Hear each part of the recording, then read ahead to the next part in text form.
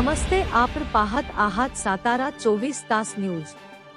सर्वसामान्य जनतेचे प्रश्न सोडवण्यासाठी व फलटण तालुक्याच्या सर्वांगीण विकासासाठी माझी उमेदवारी असे मत कांचनताई खरात यांनी व्यक्त केलं। खरात मॅडम आज आपल्या समोर आहेत, त्यांचं थोडक्यात या उमेदवारीबाबतचं मनोगत ऐकूयात। मी ही उमेदवारी करते ती फलटण कोरेगाव विधानसभा मतदारसंघाच्या विकासासाठी करते, लोकहितासाठी जनहितासाठी करते।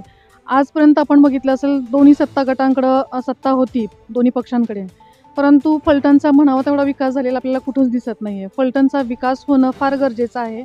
आज आपण जर मतदारसंघामध्ये पूर्ण पाहिलं तर सुशिक्षित बेरोजगार तरुणांची संख्या वाढलेली आहे। शेतकऱ्यांचे अनंत प्रश्न आहेत, पाण्याचा प्रश्न आहे, विजेचा प्रश्न आहे, बियाणांचे प्रश्न आहेत, शेताला हमी भाव मिळत नाही ते प्रश्न आहेत, महिलांच्या आरोग्याचे प्रश्न आहेत, त्यासोबत महिलांच्या संरक्षणाचाही महत्त्वाचा मुद्दा आहे। आणि आपण बघतोय की तरुण बेरोजगारीचं प्रमाण जास्त वाढतंय, म्हणजेच आपल्या इकडं कंपन्या आल्या पाहिजेत, तो मोठा इश्यू आहे आपल्याकडं। त्यासाठी मी उभी राहते की सर्वसामान्य माणसांचे जे काही अडचणी आहेत ते मी सर्वसामान्य व्यक्ती असल्यामुळे मला माहिती आहे, त्याजवळून मी सगळ्या अनुभवते।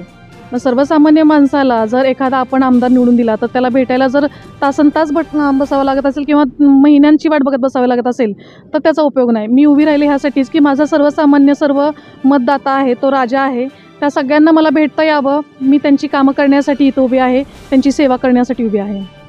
कार्यकारी संपादक रणधीर भोसले सह कॅमेरामन राजेंद्र मदने व प्रतिनिधी धनंजय कदम। नवनवीन घडामोडी पाहण्याकरता आत्ताच सातारा 24 तास न्यूज चॅनलला सबस्क्राईब करा व व्हिडिओ आवडल्यास लाईक करा आणि बेल आयकॉन बटन दाबायला विसरू नका।